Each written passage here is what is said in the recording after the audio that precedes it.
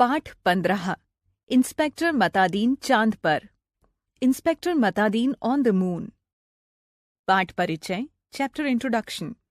व्यंग्य साहित्य की एक प्रसिद्ध विधा है जिसके अंतर्गत सामाजिक या राजनीतिक कुव्यवस्थाओं पर हास्यास्पद लहजे में करारा प्रहार किया जाता है। पुलिस कार्य प्रणाली पर व्यंग्य करती यह कहानी जहां हमारे मन को गुदगुदाती है, वहीं हमारा परिचय उन सामाजिक वास्तविकताओं से भी कराती है जिनसे किसी भी व्यक्ति का अलग रह पाना लगभग असंभव है।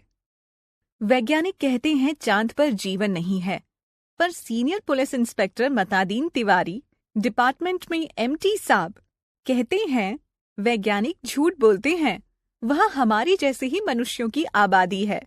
विज्ञान ने हमेशा इंस्पेक्टर मतादीन से मात खाई है। फिंगरप्रिंट विशेषज्ञ कहता रहता है, छुरे पर पाए गए निशान मुलजिम की उंगलियों के नहीं हैं, पर मतादीन उसे सजा दिला ही देते हैं। मतादीन कहते हैं, ये वैज्ञानिक केस का पूरा इन्वेस्टिगेशन नहीं करते। उन्होंने चांद का उजला हिस्सा देखा और कह दिया वहां जीवन नहीं है। मैं चांद का अंधेरा हिस्सा देखकर आया हूँ, वहां मनुष्य जाति है। पूछा जाएगा इंस्पेक्टर मतादीन चांद पर क्यों गए थे? चांद सरकार ने भारत सरकार को लिखा था। यूं हमारी सभ्यता बहुत आगे बढ़ी है, पर हमारी पुलिस में पर्याप्त क्षमता नहीं है। यह अपराधी का पता लगाने और उसे सजा दिलाने में अक्सर सफल नहीं होती। सुना है आपके यहाँ रामराज है, मेहरबानी करके किसी पुलिस ऑफिसर को भेजें जो हमारी पुलिस को शिक्षित कर दे।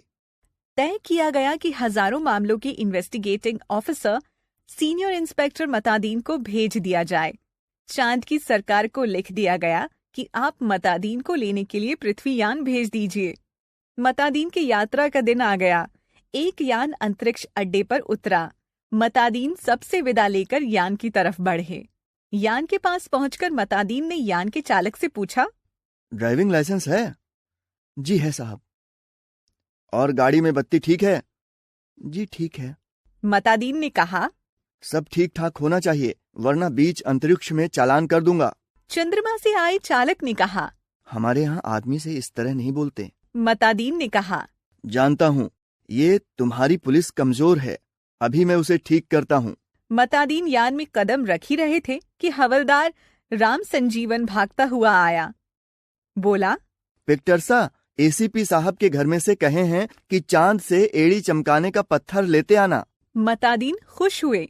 बोले, कह देना भाई साहब से, जरूर लेता आऊंगा। अंतरिक्ष अड्डे पर पुलिस अधिकारी मतादीन के स्वागत के लिए खड़े थे। मतादीन रॉब से उतरे और अफसरों के कंधों पर नजर डाली।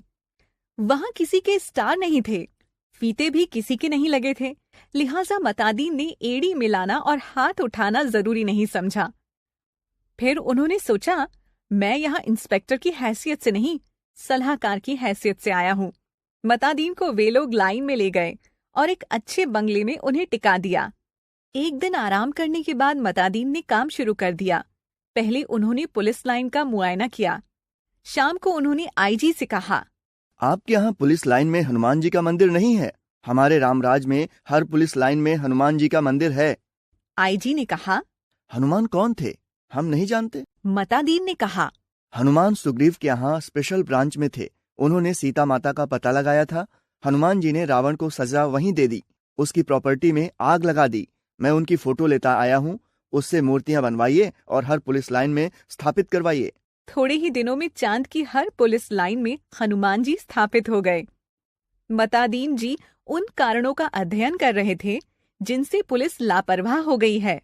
वह अपराधों पर ध्यान नहीं देती। कोई कारण नहीं मिल रहा था। एकाएक उनकी बुद्धि में एक चमक आई।